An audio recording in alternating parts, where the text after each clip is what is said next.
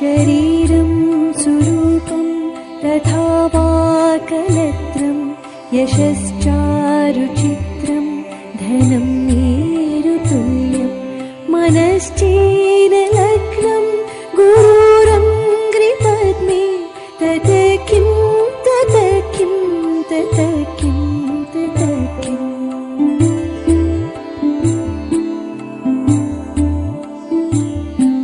कलत्रं धनं पुत्रपौत्रादि सर्वं गृहं बान्धवा सर्वमेतद्धिजातं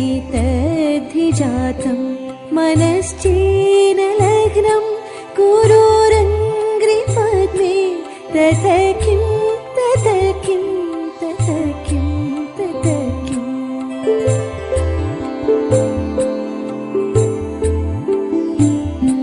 षडङ्गादिवेदो मुखे शास्त्रविद्या कवित्वादिगद्यं सुपद्यं करोति मनश्चेनलग्नं गुरुरङ्घ्रिपद्मे तत किं तत किं तत किं तत किम्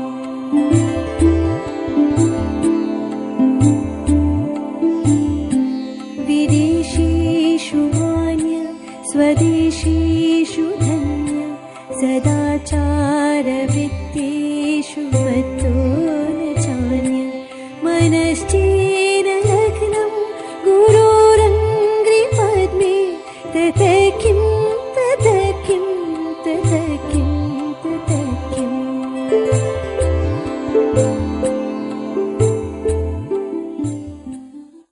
ओम शांति।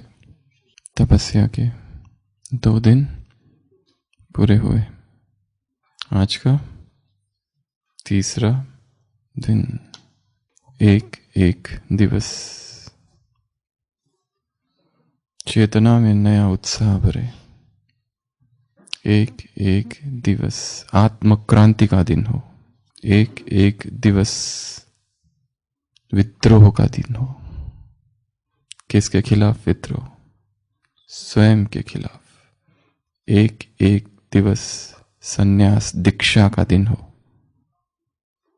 कौन सा संन्यास? देह और संसार, जहां मिट्टी लगने लगे। संसार के सारे आकर्षण जहां गिर जाए। अब तक जिन सुखों को सत्य मानते थे वो मिथ्या भासित होने लगे। अब तक जिसे सुख समझते थे वो दुखों के भंडार लगने लगे। अब तक जिसे संबंध समझते थे वो कलयुग में बांधने वाले नारकीय बंधन लगने लगे। ऐसा वैराग का उदय हृदय में हो। हर दिन चेतना छूटती जाए, आगे बढ़ते जाए और अनुभव होने लगे कि आज वो जो बंधन जो कल तक इतना कड़ा था, आज उसकी पकड़ कम हुई है। अव्यक्त मुरली 24 मार्च 1982। जब कोई चीज खो जाती है तो उलझन की निशानी क्यों, क्या, कैसे की होती है। तो रूहानी स्थिति में भी जो भी पवित्रता को खोता है उसके अंदर क्यों, क्या और कैसे की उलझन होती है। तो समझा कैसे चेक करना है। सुख शांति के प्राप्ति स्वरूप के आधार पर मनसा पवित्रता को चेक करो। अव्यक्तवाणी 24 मार्च 82। जब कोई चीज खो जाती है तो क्या होता है? उलझन। तो अभी आंख बंद करेंगे और देखेंगे मेरे पास जो सबसे कीमती वस्तु है, स्थूल वस्तु, मोबाइल, पर्स, बैग, वो खो गया है। और वो खोने के बाद क्या अनुभव होता है। स्टार्ट। जो सबसे कीमती वस्तु है वो अचानक गुम हो गई। मन में किस तरह के संकल्प उत्पन्न हो रहे हैं।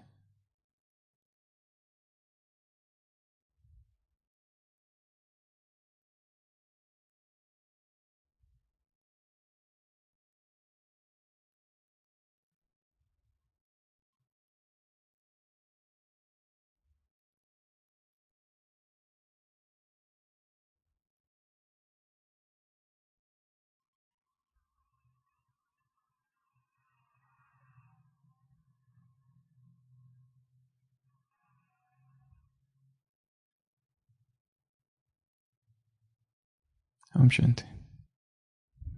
और ब्राह्मण जीवन में सबसे कीमती वस्तु कौन सी है? सूक्ष्म, प्यूरिटी। अब फिर से एक बार आंख बंद करेंगे और देखेंगे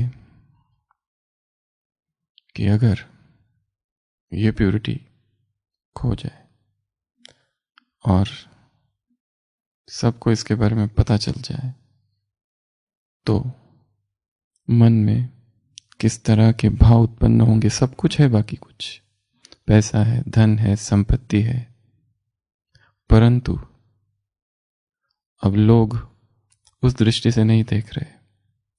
वो इस दृष्टि से देख रहे कि ये आत्मा काम विकार के वशीभूत हो चुकी थी, हुई है। इस स्थिति का अनुभव करेंगे। इसमें क्या अनुभव होगा?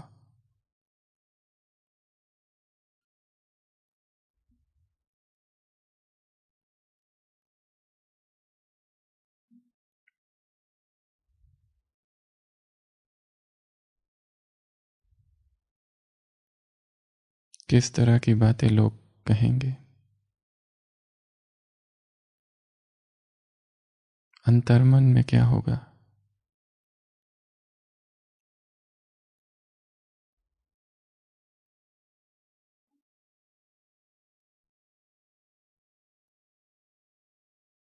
बाबा क्या कहेंगे? 10 साल, 20 साल, 30 साल, 40 साल पवित्रता का जीवन और एक दिन अचानक हार।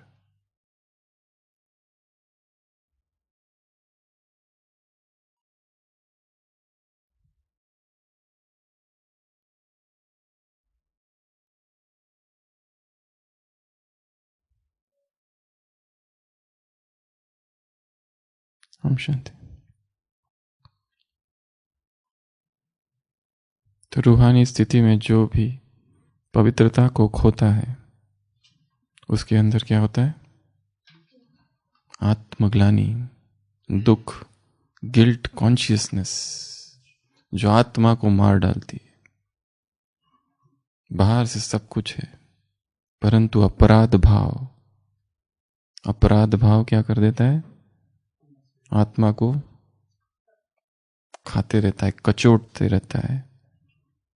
वो टीस उठती है अंदर। और जब जब ऐसी आत्मा मुरली सुनेगी, सत्संग में बैठेगी ब्राह्मण परिवार के साथ, अंदर से बेचैनी रहेगी, दुख रहेगा, किसी को बता नहीं सकेगी, अंदर छिपाने का भाव रहेगा। बाकी सब तो बता देगी पर ये नहीं बताएगी।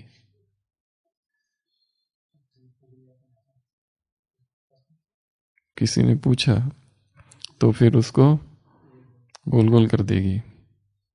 तो रूहानी स्थिति में जो भी पवित्रता को खोता है, अर्थात ब्रह्मचर्य को खोता है, अर्थात काम विकार द्वारा पराजित होता है, उसके अंदर क्यों, क्या, कैसे की उलझन अर्थात कंफ्यूजन। ब्राह्मण जीवन में सबसे बड़ी प्राप्ति है कि मन बहुत स्वच्छ है, क्लैरिटी ऑफ माइंड। जब उसे पता है मुझे क्या करना है, क्या नहीं करना है, और हर रात सोते समय इस भाव से सोता है कि आज का दिन कैसा रहा, बहुत अच्छा रहा, कहीं कोई अवज्ञा नहीं हुई, कहीं कोई श्रीमत का उल्लंघन नहीं हुआ। मर्यादा पुरुषोत्तम कल का वरदान था ना, लकीर के अंदर रहे। इस भाव से, तृप्ति से, संतुष्टता से सोना बहुत बड़ी प्राप्ति है। आत्मग्लानि से, दुख से।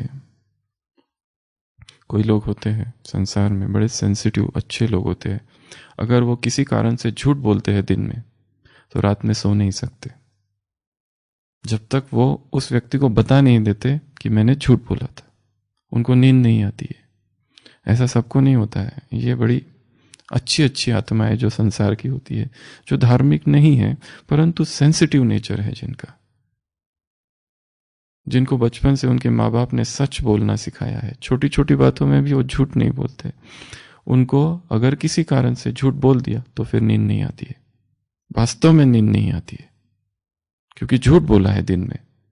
तो बाबा कहते हैं अगर पवित्रता कोई खोता है तो अंदर क्यों, क्या और कैसे की उलझन होती है, तो समझा कैसे चेक करना है। सुख शांति के प्राप्ति स्वरूप के आधार पर मनसा पवित्रता को चेक करो। तो आज हम तीसरे दिन के पुरुषार्थ में फिर से 6 बातें देखेंगे अर्थात जो करनी है। सबसे पहला विषय सुख का दोष क्या है ये देखना है। यौन सुख का क्या दोष है, सेंस ग्रेटिफिकेशन में क्या डिफेक्ट्स है। 8 प्रकार के दोष है हर इंद्रिय सुख में। जो भी इंद्रिय सुख है, कुछ खाया सुख मिला, उसमें कुछ तो दोष है। इस इंद्रिय ने कुछ किया, उसमें दोष है। आंखों ने कुछ देखा, नैनाभिराम दृश्य, आंखें आकर्षित हुई। कानों ने कोई बहुत अच्छा सुन लिया, आकृष्ट हुई। हाथों ने कुछ स्पर्श किया, आकृष्ट हुई। नाक ने कुछ सूंघा, आकर्षण हुआ। सबसे पहला काम आज का है डिफेक्ट्स, दोष देखने हैं। इंद्रिय सुखों में क्या दोष है। अष्टबाहु है वो, ऑक्टोपस है। अष्टबाहु पता है ना, ऑक्टोपस 8 हाथ होते हैं उसके। इंद्रिय सुख वैसा ही है, पकड़ लेता है और फिर छूट नहीं पाती है चेतना, बंध जाती है उसमें। हर व्यक्ति जो दारू पीता है, पहली बार जब उसने दारू पी थी अच्छी लगी थी क्या उसको? एकदम कड़वी कड़वी, बिल्कुल पसंद नहीं आई होगी उसको। परंतु फिर धीरे धीरे धीरे धीरे प्रैक्टिस के साथ, दृढ़ता के साथ जारी रखा और उसमें वो परफेक्ट और एक्सपर्ट बन गया। एक दिन उस महकमे में टॉप लेवल का पियक्कड़। ऐसे नहीं बना है, मेहनत की है। At first man drinks the drink, then drink takes the drink and then drink takes the man. ऐसी कहावत है। सबसे पहले मनुष्य दारू को पीता है, फिर दारू दारू को पीती है और फिर दारू मनुष्य को पी लेता है एक दिन। सबसे पहला दोष है अटैचमेंट। इंद्रिय सुख, कुछ भी सुख भोगा इस संसार का कि तुरंत स्लेव मेंटालिटी हो जाती है। वो सुख हमें गुलाम बना देता है, इसको कहते हैं स्लेव। फिर हम उसके बिना नहीं रह सकते। वो सुख कोई व्यक्ति भी हो सकता है, कोई स्थान भी हो सकता है, कोई वस्तु हो सकती है, कुछ भी। अगर भोक्ता भाव से उसको भोगा कि गए, वो एक अटैचमेंट उत्पन्न कर देती है। कोई भी इंद्रिय सुख, संसार का कोई भी सुख। दूसरा, उसमें बहुत कम सुख है, ज्यादा दुख ही है। यह दूसरा दोष है इंद्रियों का, इंद्रिय सुख का, सेंस ग्रेटिफिकेशन का, कि सुख कम है, दुख ज्यादा है। परंतु दुख दिखाई नहीं देता।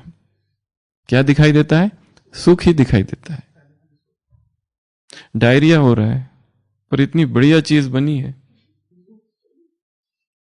क्या करें अब? क्योंकि आज ही बनी है, ऐसी बनती नहीं है। 6 मास के बाद बनी है, चलो साल में एक बार बनी है। थोड़ा तो खाना बनता ही है। खाया, पता है कुछ गड़बड़ होगी और हो गई। जो भी इंद्रिय सुख है उसमें सुख केवल भासमान है, अधिक तो दुखी है। वो दुखी है सुख के वस्त्र पहने हुए। अनहैप्पीनेस मास्करेडिंग एज हैप्पीनेस, वो दुख है परंतु सुख का आवरण है। ये उसका दूसरा दोष है। इसलिए संसार ऐसा नहीं कि खाना नहीं खाना, ऐसा नहीं कुछ पीना नहीं, ऐसा नहीं कुछ देखना नहीं, ऐसा नहीं कुछ सुनना नहीं, सब कुछ करते हुए उनके दोष भी बुद्धि में रखने हैं, तो साक्षी भाव रहेगा। नहीं तो तुरंत भोक्ता भाव से उसको भोगना चालू कर देंगे, और भोक्ता भाव जहां आया वहां साक्षी से सब नीचे गिर गए, साक्षी रह नहीं पाएंगे, साक्षी केवल सिद्धांत रह जाएगा। फिर कुछ खा रहे हैं, ये भाव सजगता, मैं खा रहा हूं, चलना है मैं चल रहा हूं, इस सजगता के साथ अपनी जो प्लेट है ना, प्लेट की साइज थोड़ी छोटी कर देनी है। खाने की छोटी प्लेट रहेगी ना तो कम चीजें रहेगी उसमें, और खाने की जो क्रिया है उसको स्लो कर देनी है, धीरे धीरे। क्योंकि बहुत प्यास लगी, बहुत प्यास लगी, गन्ने का जूस मिल रहा है, वो कहता है कितना दूं, वो कहते हैं 4 ग्लास दो, प्यास बहुत है, और पहला लिया, दूसरा लिया, तीसरा लिया, 4 लिया, अब थोड़ा ठीक लग रहा है। वास्तव में इतनी प्यास थी नहीं, इतनी प्यास थी नहीं। वो एक ही ग्लास को अगर धीरे धीरे पीता व्यक्ति, और पीने की जो क्रिया है वो माइंडफुल अगर हो जाती, उसको देख देख के आहा कितना अच्छा है, ग्लास कितना अच्छा है, उसका रंग कितना अच्छा है, उसकी टेस्ट कितनी अच्छी है, एक एक को देखते देखते, उस पर चिंतन करते करते, उसकी न्यूट्रिटिव वैल्यू क्या है, कितना लाइव फूड है, ये हाई वाइब्रेशनल फूड है, प्रकृति प्रदत्त है, भगवान का दिया हुआ है। उन गन्नों को किसने पकाया, सीधा सन कुक्ड है।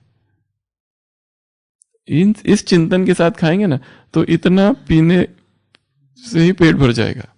पेट क्यों नहीं भरता, क्योंकि भोक्ता भाव से खाते हैं, भोक्ता भाव से पी लिया। इसके लिए जूस पीना, कैसे पीना के लिए कहते हैं जूस को, चम्मच से, चम्मच से।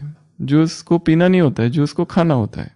और जूस पीते भी है तो पहले सलाइवा उसके साथ मिक्स हो जाए फिर पाए, सीधा लिया ग्लास और डाल दिया अंदर, ये विधि नहीं है किसी भी जूस को पीने की। धीरे धीरे प्यार से घुमा घुमा के इधर मुंह में घुमाना है उसको, फिर अंदर डालना है, मुंह में घुमाना है, फिर अंदर डालना है। और जितना हो सके एकांत में बैठकर। लोगों के सामने हम कैसे करते, फटफट पी लेते, खड़े खड़े नहीं, बैठ के बाबा के ट्रांसलाइट तो नहीं, अपने कमरे में बैठ जाओ शांति से, और आराम आराम से धीरे धीरे पिएंगे तो भोक्ता भाव नहीं रहेगा, साक्षी पुष्ट होगा। वो पीने की क्रिया केवल पीने की क्रिया नहीं रह जाएगी, योग की क्रिया हो जाएगी। और ये वाला जो है ना, ये भी इसमें देखना है। अगर बहुत फास्ट कुछ खा लेते हैं, पी लेते हैं, तो क्या होता है, उसमें ज्यादा दुख ही होगा, ज्यादा दुख होगा। ये दूसरा, स्वाद लेते हुए, टेक्सचर देखते हुए, कलर देखते हुए, आस्वाद उसका, ये सब भाव से। पर फटाफट जो ले लेता है, खा लेता है, फटाफट, हमें टाइम कहाँ है, यही करते बैठेंगे आधा घंटा, हमको तो फटाफट सेवा में जाना है, फटाफट वो करना है। जब ये कर रहे हैं तो सेवा में जाना है, जब सेवा में गए तो उसको भी जल्दी जल्दी करना है, जल्दी जल्दी जल्दी, हर चीज जल्दी जल्दी करनी। वो सेवा पूर्ण हुई, उसके आगे का जल्दी करना है, हर चीज जल्दी करनी है। ये जो हरि है, ये वरी को जन्म देती है, और वरी सारी बीमारियों की जन्मदाता है। तीसरा, क्रेविंग। क्रेविंग अर्थात तलब। कोई भी चीज को भोक्ता भाव से स्वीकार किया तो क्या होता है, क्रेविंग होती है उसकी। स्मोकिंग कर लिया व्यक्ति ने, 4 दिन से स्मोकिंग नहीं कर रहा है, क्या होता है, तलब होती है उसको। अगर नहीं मिली स्मोकिंग तो कंपन आने लगते हैं हाथ में, और कुछ कुछ होने लगता है, उसके शरीर में कुछ होने लगता है, एडमिट करना पड़ता है, विड्रॉल सिम्टम्स कहते हैं इसको। वो सारे विड्रॉल सिम्टम्स काम विकार में सबसे ज्यादा है। यह साधना ब्रह्मचर्य की है। जितनी इंद्रिय है शरीर में, सबसे ज्यादा शक्तिशाली इंद्रिय आंख नहीं है, जनेंद्रिय। ये सबसे पावरफुल इंद्रिय है। उसका जो एडिक्शन है, उसके सामने मुख का, जबान का, ये सारे एडिक्शन फीके है। सारा संसार एक ही तो विकार में जकड़ा हुआ है, काम। यौन केंद्र है संसार के सुख का। यौन सुख सबसे बड़ा सुख है। अगर किसी सुख की कोई बात करता है तो उसकी कंपैरिजन इस यौन सुख से किया जा सकता है। क्या इससे भी बड़ा है वो? कहता कोई नहीं, बोलता कोई नहीं, चर्चा कहीं नहीं है, पर बड़ा सबसे यही है, क्योंकि सारी मानवता इसमें डूबी हुई है। सारी लिटरेचर, सारे साहित्य, सारी किताबें, सारे बुक्स, सारी फिल्में, सब इसके इर्द गिर्द ही घूम रही है। सारे मनुष्यों के संबंध इसी के इर्द गिर्द घूम रही है। सब कुछ पागल कर रखा है इसने, सबको विक्षिप्त कर दिया है मानवता को इस विकार ने। और विकार है ये कोई मानता ही नहीं। अगर कोई ब्रह्मचर्य की चर्चा करे तो पहला तो ये कंपैरिजन किया जाता है कि क्या ब्रह्मचर्य का सुख काम सुख से अधिक है या नहीं, और ब्रह्मचर्य का सुख को पता भी कैसे चले। काम के सुख का तो अनुभव है लोगों को, ये तो इसके लिए तो साधना है। ये कब करे और कैसे करे, और करे भी तो उसकी छोटी सी झलक मिलती है, और फिर ये सुख तो ज्यादा खींचता है। जन्म जन्म तो इसी सुख का अनुभव किया है। जिस व्यक्ति ने किसी स्त्री या पुरुष का चेहरा भी नहीं देखा, वो जन्मांध, उसमें भी काम विकार उतना ही प्रबल है जितना एक आंख वाले में है। ये संबंध आंख का है ही नहीं, आत्मा का है। आत्मा में सबसे जो गहरी छाप है वो काम विकार की है, और किसी विकार की नहीं है। उसके सामने ये बाकी तो बहुत ही लिंबू टिम्बू है एकदम। इसके लिए क्रेविंग उत्पन्न होती है उससे। क्रेविंग अर्थात तलब। नहीं मिला तो बेचैनी, भयंकर बेचैनी। इसीलिए तो सारी मुरलियां केवल इसी एक विकार को जीतने के लिए है। भगवान का आगमन ही ये इसके लिए हुआ है, क्रोध के लिए नहीं, लोभ के लिए नहीं, मोह के लिए नहीं, अहंकार के लिए नहीं।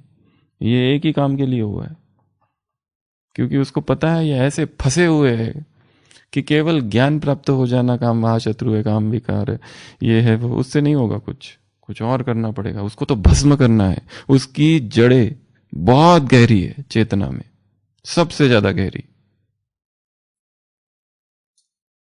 उसको वहां से निकालना है, सबकॉन्शियस माइंड से। वो केवल मैं आत्मा हूं कहने से नहीं निकलेगा, वो तो द्वापर से बोलते आ रहे हैं।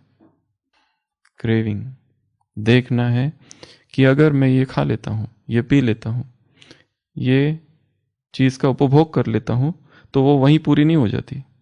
अरे आज जन्मदिन है, आज खा लो जितना खाना है, ऐसा नहीं होता है। वो क्रेविंग उत्पन्न करेगा। एक बार भी जिस चीज को छोड़ दिया उसको छोड़ दिया, बस एक बार भी उसको होगा तो गए, गिर गए। एक बार भी क्रेविंग। उसके बाद में डिसेप्टिव। सब धोखेबाज है। सारे सुख क्या है? धोखे देने वाले हैं, दगाबाज, बड़े ठग है। एक एक सुख ऊपर से लगता है कुछ नहीं होगा, कुछ नहीं लगता, थोड़ा सा नहीं है, ठग है वो, दबोच लेता है पंजे में। तो दोषों का चिंतन करना है। क्या करना है? दोष का चिंतन करना है कि इसमें धोखा है, सूक्ष्म धोखा। उसके बाद में पांचवा ई, बहुत एफर्ट है, बहुत मेहनत करनी पड़ती है वो प्राप्ति के लिए, ऐसे ही नहीं मिलता है। एक रात के लिए जीवन भर का इंतजार, बहुत पापड़ बेलने पड़ते हैं इन सुखों के लिए, तब कहीं जाके थोड़ा सा मिलता है, और मिलते ही दुख होता है थोड़ी देर के बाद ही, क्षणिक, थोड़ी देर के बाद ही दुख में रूपांतरित हो जाता है। तो एफर्ट से। उसके बाद में छठवां फ्लिटिंग अर्थात क्षणिक, ट्रांजिटरी, अल्पकालिक है, थोड़े देर के लिए बस। अगर उस पल को रोक दिया गया तो बस जीत तुम्हारी है। अभी टेम्पटेशन हो रहा है, अभी जाके ये करूं वो करूं, ये देखूं वो देखूं, इच्छा होती है ना, ये मूवी देखूं, ये देखूं वो देखूं, इसको फोन लगाऊं उसको फोन लगाऊं, ये अल्पकालिक है, इमरजेंसी है। ये इमरजेंसी, स्पिरिचुअल इमरजेंसीज में आता है ये काम विकार। उसका उठना वो वेव की तरह है, एक तरंग की तरह है, शांत भी हो जाएगी, पर उस समय व्यक्ति के वश में कुछ भी नहीं रहता है। जितने संसार में कारागार है और जितने लोग उसमें बंद है, उनसे जाके पूछो ये तुमने दुष्कृत्य कैसे किया, क्यों किया, वो कहते 10 मिनट में पता नहीं क्या हो गया था, कंट्रोल ही नहीं रहा। इसमें सारा कंट्रोल खो जाता है, खत्म हो जाता है, नष्ट हो जाता है, और उसी अनकंट्रोल्ड स्टेज में विकर्म होते हैं। तो देखना है ये सारे सुख संसार के जो भी है, जो भी सुख है, सब कैसे है, अल्पकालिक है, और वो आज है कल नहीं रहेंगे। आज घर है कल नहीं रहेगा। ये सब अच्छे अच्छे कपड़े मिल रहे हैं आज, कल कुछ नहीं रहेगा। सब कुछ मनवाह में तुम हो, ये बोलो नहीं। हमारा जीवन वैसा ही होना चाहिए जैसे राम ने 14 वर्ष बिताए जंगल में। इसलिए एक दूसरा एक धारणा दे रहे इस भट्टी के लिए 21 दिन जो कर सकते हैं वो 21 दिन में जमीन पर सोए, चटाई पर। ये सबसे अच्छी धारणा है। सारी बैक प्रॉब्लम सब ठीक हो जाएगी। इस पर भी रिसर्च है कि मैट्रेस पर सोने के क्या क्या नुकसान है। जो चाहते हैं ढूंढना वो जाके ढूंढो, मैट्रेस पर सोने से क्या क्या नुकसान होते हैं। तो इस भट्टी में एक चीज तो हमेशा के लिए ही छोड़ दो 21 दिनों में। सबसे पहला पिलो हटा दो, उसको कोई काम ही नहीं है, वो सुविधा है, एक जरूरत ही नहीं है जिसकी, उसकी हमको एक आदत पड़ गई, एडिक्शन है वो पिलो, उसको हमेशा के लिए हटा दो। और बेस्ट मेथड, बेस्ट स्थान है सोने का नीचे।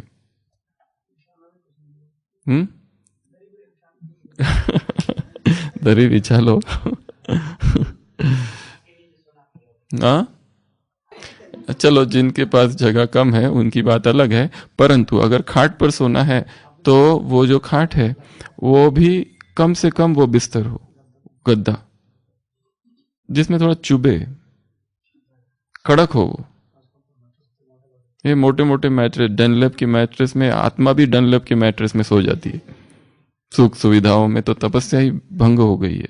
तो ये धारणा बहुत अच्छी है। हमें याद है जब हमने पहली बार ये काम चालू किया था कुछ सालों पहले, ऐसा दर्द, आधी रात को उठ के सीधा बिस्तर पर चले गए, बिल्कुल सहन नहीं हुआ, इतना दर्द होने लगा। फिर दूसरे दिन फिर वैसा ही, तीसरे दिन फिर वैसा ही, और फिर अमृत वेला लेट, जल्दी उठते थे क्योंकि अभी जो बेड पर जो नींद आई वो बहुत अच्छी आई, तो वो थोड़ा लेट हो गया उठने में, 3:30 पौने 4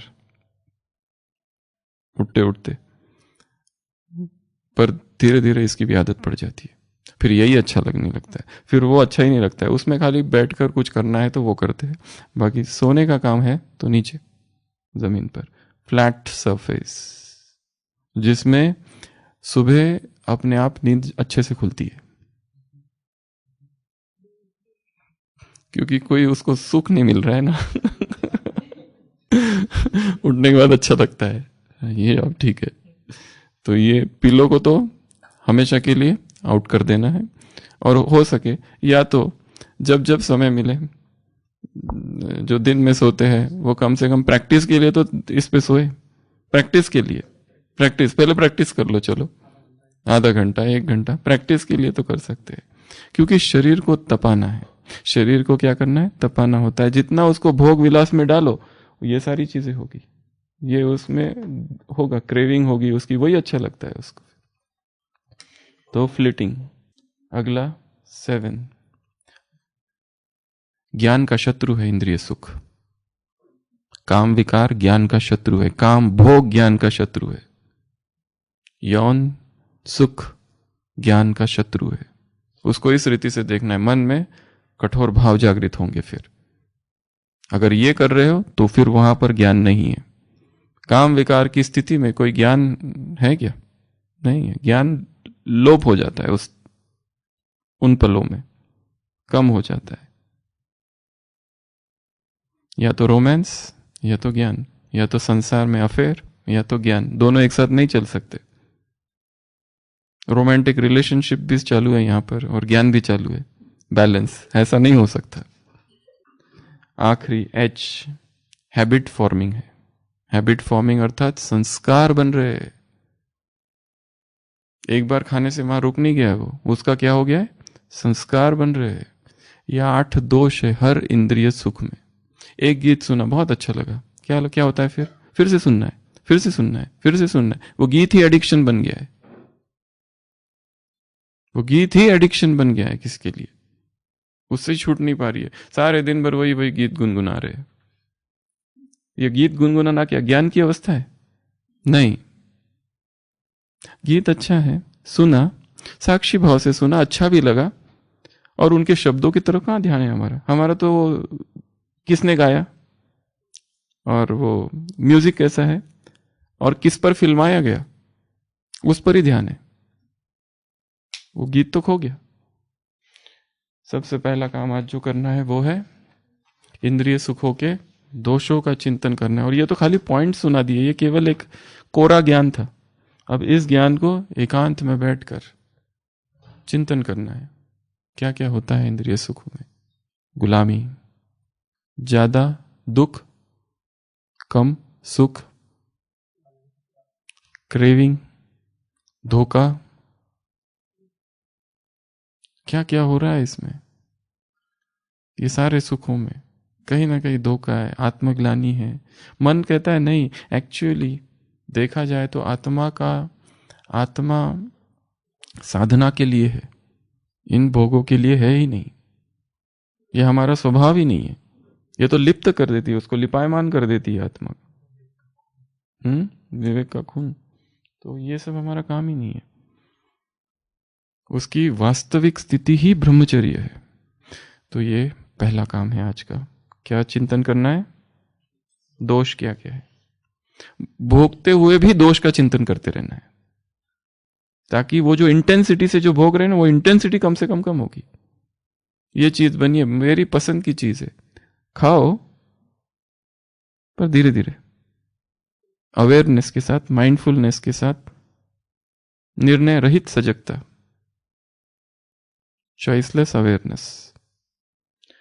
दूसरा काम, ये जो अव्यक्त वाणी है, पवित्रता पर सबसे पावरफुल अव्यक्त मुरली है, 24 मार्च 1982। इस अव्यक्त मुरली का आज अध्ययन करना है सभी को। इस अव्यक्त मुरली को सबको आज पढ़ना है। 24 मार्च 1982 पूरी की पूरी मुरली पवित्रता पवित्रता पवित्रता पवित्रता। एक एक लाइन में शब्द है। बाप आए हैं तुम्हें पावन आत्माओं को देख रहे, पावन आत्मा बनाने के लिए। पवित्रता है, इसकी क्या परख है? कब कहा जाएगा पवित्रता, कब कहा जाएगा पवित्रता खो गई है, उसके निर्णायक क्या है, उसके मापदंड क्या है, वो सारी बातें इस मुरली में। तो ये आज का दूसरा काम है, आज सारे दिन भर जो करना है।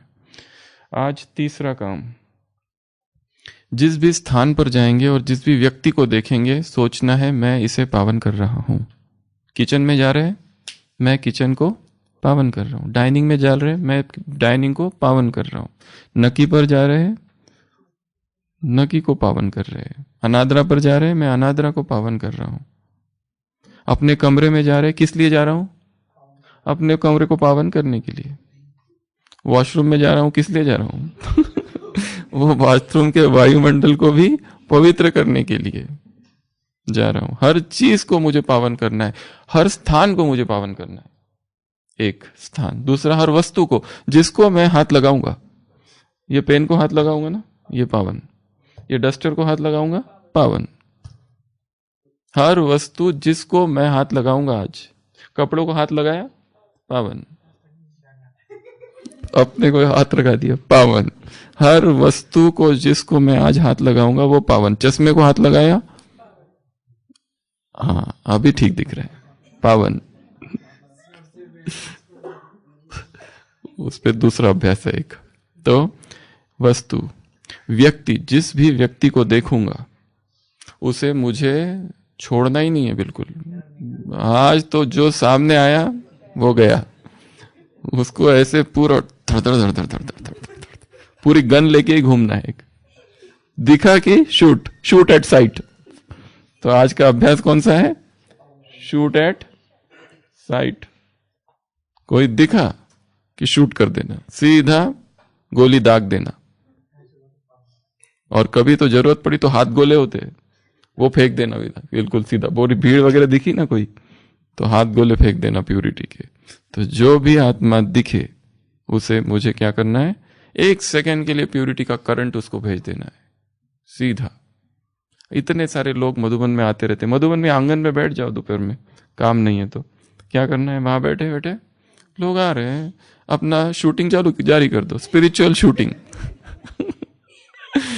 बैठ जाओ और स्पिरिचुअल शूटिंग चालू। और ये इनकॉग्निटो शूटिंग है, किसको पता भी नहीं चलेगा हम कैसा अहिंसक शूटिंग कर रहे हैं, किसी को कुछ पता नहीं चलेगा। बस बैठे ही आंखों से शूट करना है आत्माओं को। इन आंखों में ऐसी प्यूरिटी भर देनी है कि जो जो देखेगा वो घायल, कोई इधर गिरा कोई उधर, कोई गया ऊपर। तो ये है आज का तीसरा अभ्यास। चौथा अभ्यास, चौथा जो अभ्यास है वो जीवन भर करना है, वो है स्नान। स्नान जीवन भर करते नहीं बैठना है। स्नान की विधि ऑल्टरनेट शॉवर, इसको क्या कहते हैं, आशीष भाई किधर है, हाँ, ऑल्टरनेट शॉवर। ऑल्टरनेट शॉवर अर्थात शुरू करना है गर्म से, पर एंड स्नान करना हमेशा ठंडे पानी से, चाहे कितनी भी ठंडी रहे। इससे बॉडी की इम्यूनिटी पावर बढ़ेगी, शक्ति बढ़ेगी, ब्रह्मचर्य पुष्ट होगा। ब्रह्मचर्य अर्थात इंद्रियों का निग्रह, इसको कहते हैं James bond shower. Alternate shower, Scottish shower. शुरू करना है हमेशा गर्म पानी से और फिर धीरे धीरे एंड करना है ठंडे पानी से। मतलब जब निकलेंगे बाहर तो हमेशा ठंडा पानी ही से ही स्नान किया हुआ हो, तो ज्यादा ठंडी नहीं लगेगी बाहर निकलने के बाद। गर्मी के मौसम में ये तो एक अभ्यास है, इसका अंत है फुल ठंडे पानी से ही नहाना है। पर अभी इतनी प्रैक्टिस नहीं है, अभी इतनी हिम्मत भी नहीं है। अगर ऐसा कह दिया तो नहाना ही फिर तो जैसे पेशेंट का स्पंजिंग होता है ना, खाली बस वैसा करके आ जाएंगे, एक कपड़ा लेके इधर पहुंचा चलो हो गया। ठंडा तो हिम्मत कहाँ होती है, शॉक लगता है, शॉक करंट लगता है सीधा। और ये जो हार्ट रेट है ना उसमें बढ़ जाता है, ऐसा धक धक धक धक धक धक जोर जोर से धड़कने लगता है हार्ट, ऐसी आवाज आने लगती है क्योंकि वो शॉक जैसा लगता है। जबकि अभी गर्मी है फिर भी पहले शुरुआत गर्म से ही। और कोई कोई लोगों को तो ऐसी एडिक्शन हो गया है इसका, कुछ भी मौसम हो एकदम गर्म पानी चाहिए। ऐसे अगर सेंटर पर चले जाओ जहां गर्म पानी नहीं, तब क्या करोगे? तो ये तो इमरजेंसी में हम तो तैयार ही नहीं है इसका मतलब। विदेश में इसके पहले भी सुनाया था, एक स्थान है उसका नाम मैं भूल रहा हूँ, एक प्रिजन है जहां पर कैदियों को रखा गया। आजू बाजू पूरा समुद्र ही समुद्र है और ठंडा पानी है, इतना आइसी कोल्ड वाटर है।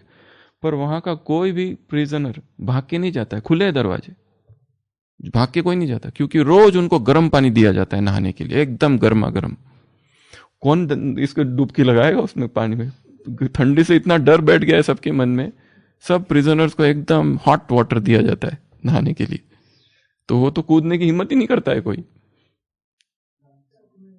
हाँ, ये ऐसा है।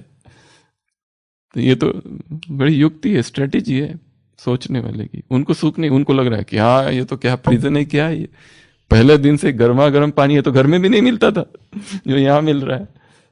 पर वो युक्ति है उनकी, वो तो क्योंकि इर्द गिर्द पूरा टापू है, वो निकल नहीं सकता है कोई उसमें से। इसलिए ये एक अभ्यास है ब्रह्मचर्य का, स्कॉटिश शावर, ऑल्टरनेट शावर, या कोई कोई कहते हैं ठंडा गरम ठंडा गरम ठंडा गरम, ऑल्टरनेट करते जाओ, अभी भी गर्म अभी ठंडा, अभी ठंडा अभी गर्म, अभी ठंडा अभी गर्म, पर निकलते समय ठंडा। और एक चीज इसमें जोड़नी है, नहाने के बाद शरीर को रगड़ना है, वो जो होता है ना खादी टॉवेल, या तो वो कड़क वाला, जिससे एक एक अंग, ये जो पोर है ना पूरे, ये खुल जाने चाहिए। कोई लोगों के पास टाइम ही नहीं है, नहाया फटाफट इधर घुमाया चलो 5 ही मिनट में। इसलिए तो रोग होते हैं, क्योंकि हमारे शरीर में टॉक्सिन्स बाहर निकलने का एक मार्ग है पसीना, ये पोर्स, मल मूत्र लंग्स और स्किन, ये 4 ऑर्गन्स ऑफ एक्सक्रीशन है जिससे टॉक्सिन्स बाहर निकलते हैं। तो ये जो चमड़ी है, नहाने के बाद उसको रगड़ रगड़ के लाल हो जानी चाहिए थोड़ी, हाँ, जैसे भैंस को या घोड़े को, कैसे उसको, वो उसका एक स्क्रबर भी आता है कपड़े वाला, उसको हाथ में ऐसा डाल के ऐसे ऐसे ऐसे ऐसे करना होता है। हाँ, कैसा भी सूखी तो रहेगा, राइट। तो वो या तो कोई भी जो आपके पास है या तो ले लो, कोई बहुत बड़ी बात नहीं है, वो तो खादी का तो ले ही सकते हैं, सिंपल है। तो ये क्या होगा, कौन सा अभ्यास, चौथा अभ्यास, स्नान और रगड़ना, ये चौथा अभ्यास आज का।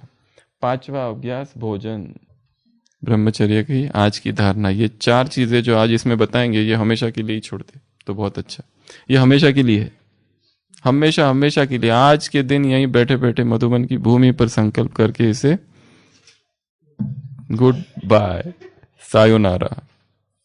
सबसे पहला आचार, पिकल, ये आज की तारीख के लिए नहीं है, केवल हमेशा के लिए है। आचार, आचार को भ्रष्ट करता है, विचारों को भ्रष्ट करता है, आचरण को भी भ्रष्ट करता है संसार।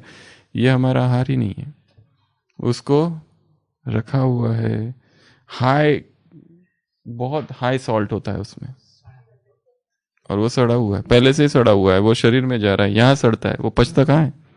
और दूसरी जो चीजें आती है साथ में उसके, उसको पचने नहीं देता है वो। It is indigestible, it doesn't allow others to digest, ये है वो। और इसमें कितनी वेराइटीज है। चीजें किस लिए, आम किस लिए बना हुआ है, तुरंत लो और खाओ। नींबू किस लिए है, काटो और खाओ, पियो उसका रस, इसलिए बना हुआ है।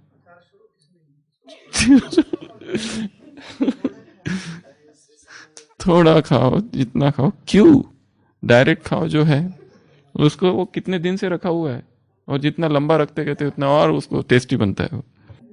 कोई भी अचार, कैसा भी अचार, वो स्वाद मात्र है। अभी 8 दोष देखे इंद्रियों के, वो सब उसमें लागू होते। ये पहला काम। दूसरा, जैम, जैम, टमाटर कितना अच्छा है, काटो उसको और खाओ। टमाटर एक ऐसी चीज है संसार की, जैसे ही उसको पकाया जाता है वो अल्कलाइन से एसिडिक बन जाती है। इसके लिए अगर टमाटर किसी भी रूप में पकाया जाता है तो वो हमारा आहार नहीं है। एटलीस्ट इस एक बात के लिए, टोमेटोज जो है, the moment they are cooked they become acidic. इसके लिए जब भी टमाटर लेना हो अलग से ही लेना चाहिए, काट के कच्चा, और वो ज्यादा अच्छा भी लगता है। कोई भी सब्जी लो उसके साथ में अलग से बाहर रखो, उसको पकाते ही उसका गला घोट देते हैं। और वो कैसा बनता है देखा है उसको, ये इधर फ्रेश वाला रखो एक काटा हुआ, और उधर दूसरा वो पका के निकालो, कैसा दिखता है बेचारा, उसकी क्या हालत हो गई है। देखा है उसका चेहरा, तो देखो उसका पूरा लटका हुआ है चेहरा, जैसे किसी ने उसको कूट दिया है, गला घोट दिया है बेचारे का, हत्या कर दी है उसकी। दिखने को तो देखो कैसे दिखता है, ये देखो कैसा हंसते हुए खिला हुआ, कितना उसका, उसके चेहरे पर कैसी रौनक है। टमाटर को देखते ही मुंह में पानी आ जाता है। और ये देखो बेचारा, अरे रे रे रे रे, पूरा चक्की में पिस गया विकारों की, ऐसे लगता है। काला तो नहीं, पर उसकी वो पावर ही चली गई जैसी उसके अंदर की। जैसे कोई बूढ़ा व्यक्ति कैसा होता है ना, झुर्रियों वाला। एक वृद्ध, एक जवान टमाटर, एक वृद्ध टमाटर। हाँ, देखो बच्चे में कैसी रौनक है, ये है फ्रेश टमाटर। और कोई बूढ़ा हो जाता है तो और कोई बूढ़ा हो जाता है तो लकड़ी, दांत गिर गए, सुनाई नहीं देते, दिखाई नहीं देता, छुर्रिया ही झुर्रिया। ये है टमाटर जिसको पकाया गया है। इसके लिए टमाटर इन नेवर नेवर नेवर, उसको तो बिल्कुल आग में डालना ही नहीं है। टमाटर हमेशा अलग से ही हो, because scientifically turns into acidic. हमारा शरीर जो है ना अल्कलाइन है, उसको अल्कलाइन फूड ज्यादा चाहिए। अल्कलाइन में वो सारे फ्रेश आता है, जो कुछ उसमें डाला जाता है सब एसिडिक हो जाता है। और एसिडिक होता है तो फिर उसके बाद में नई नई समस्या चालू होती है। और उसका भी यहाँ क्या बना रहे, जैम, और उसको लगते हैं लंबे समय के लिए रखते हैं उसको, और उसमें भी क्या क्या चीजें डाल रहे हैं। वो तो डाल दिया, वो भी ठीक है, उसमें प्रिजर्वेटिव्स, उसमें वो क्या कहते हैं फ्लेवर, उसमें कलर, और क्या क्या डालते हैं इसमें, 1000 चीजें डालते हैं। टमाटर जो भी आग में डाला अर्थात बूढ़ा हो गया। हाँ, कच्ची खाओ, सबसे बेस्ट है, सबसे बेस्ट है। तीसरा, बेकरी। बेकरी में सब कुछ आएगा, बहुत बड़ा है बेकरी का साम्राज्य। बेकरी को तो हमें देखना ही नहीं है, ये हमारा आहार ही नहीं है। कितना हाई, वो जो चीज ओवन में गई वो गई, वो हमारा आहार नहीं है। सारी बेकरी, बेकरी में क्या क्या आएगा, बिस्किट्स, बिस्किट में अनाज है, बिस्किट में उधर शक्कर है, उसमें नमक कितना ज्यादा है, एक ब्रेड में कितना नमक होता है, सब कुछ होता है उसमें। तो इसमें और क्या क्या डालते हैं, ईस्ट डालते हैं, हाँ वो अभी चौथा है, चौथा मैदा। ये 4 चीजें जो है इनको सदा के लिए, ये आज के लिए नहीं है, ये पुरुषार्थ है, ये आज का है, कल का दूसरा था, उसके पहले का दूसरा था, कल कुछ और होगा, पर ये आज का सदा काल के लिए है। तो अचार बाहर, जैम कैंसल, जो खाना है वैसा ही खाओ, जैम बना के नहीं, टमाटर काटो और खाओ चुपचाप। बेकरी प्रोडक्ट्स, बिस्किट्स, बिस्किट खाते हैं, बिस्किट यहाँ खाने की आदत होगी ना, अगर संसार में बाहर जाओगे भोजन नहीं मिला तो क्या करोगे, बिस्किट खाओगे। उधर फल रखे पर फल खाने की इच्छा ही नहीं है, क्योंकि आदत, एडिक्शन इसका है। और फिर कहेंगे बाबा ने तो कहा है पाव रोटी ये खाओ वो खाओ, डबल रोटी, पाव, ब्रेड, ये सारे जो है ना वो इसमें आता है। और लास्ट चौथा है मैदा। मैदा, रिफाइंड फ्लावर, ये जो है ना ये चिपकता है जाके आंतों में, और लंबा लंबा समय चिपका रहता है, वो निकलता नहीं है बिल्कुल भी।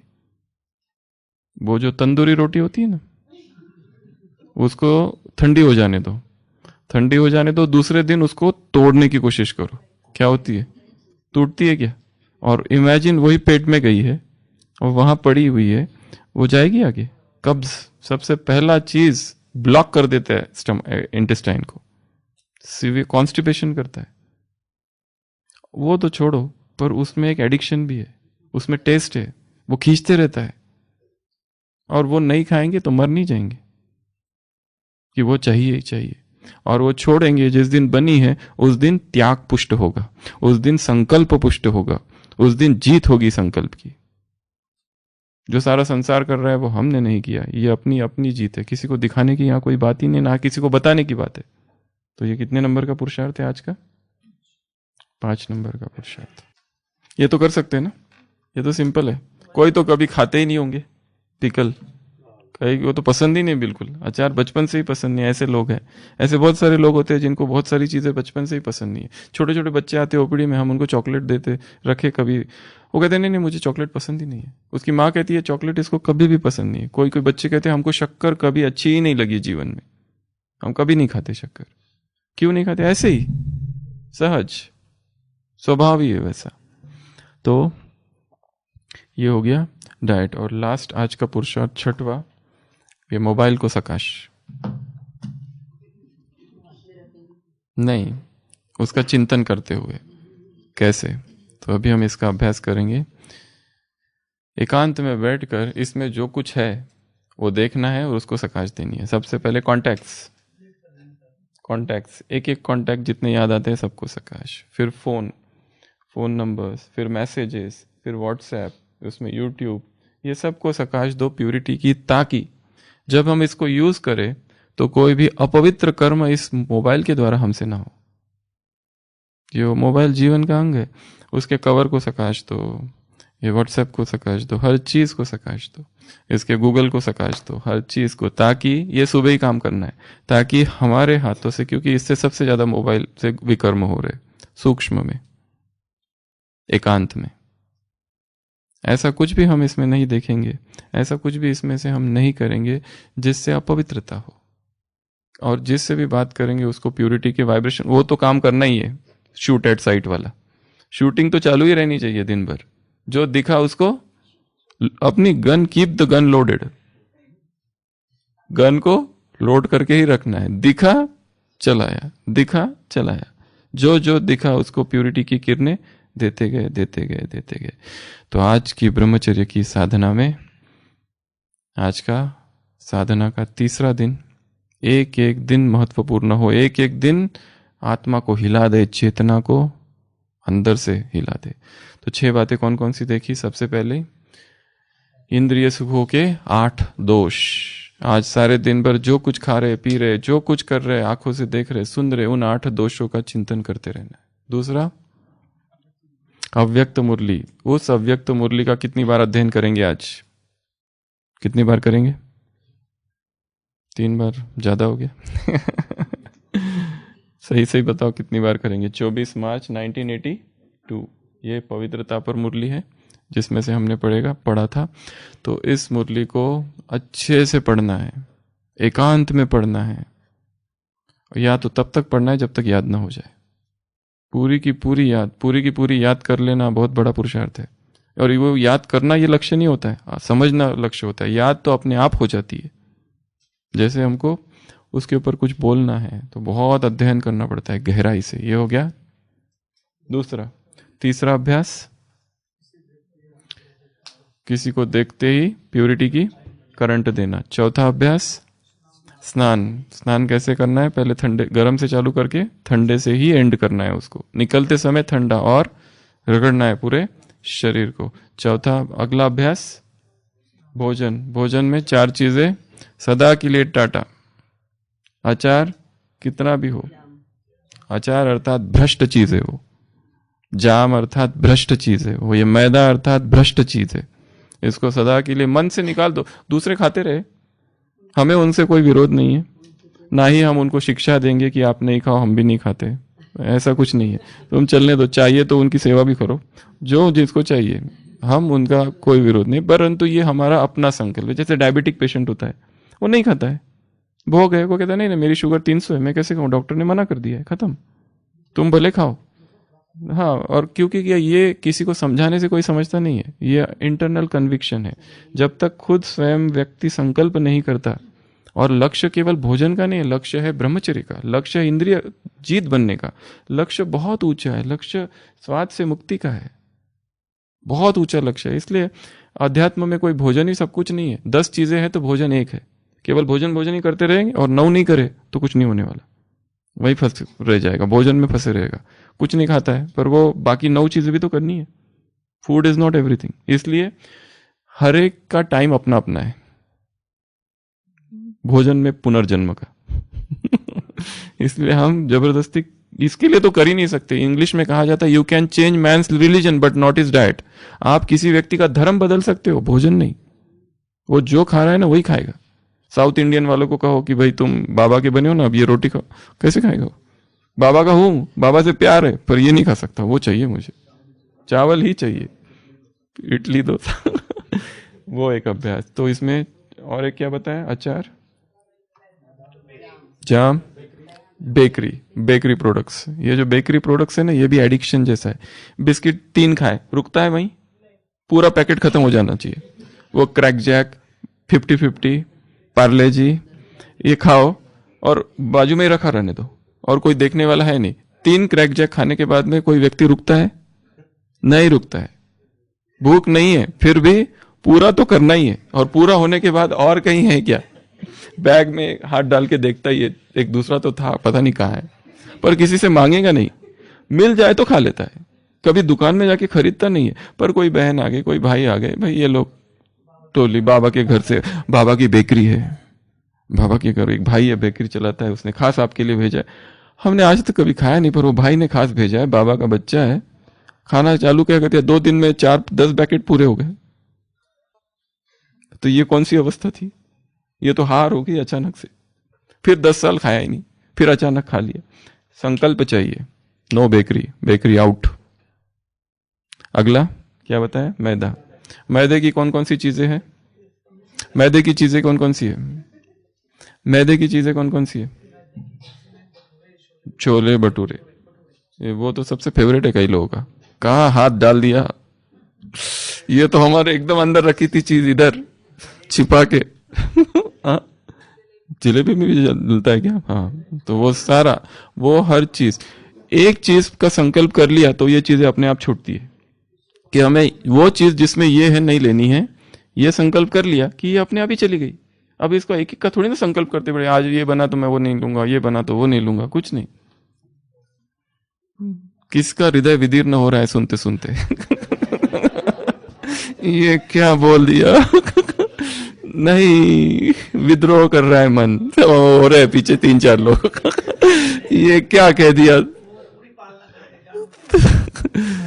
हाँ चलो ठीक है। और लास्ट पुरुषार्थ बताया, इस मोबाइल को सकाश। अच्छा, ओम शांति।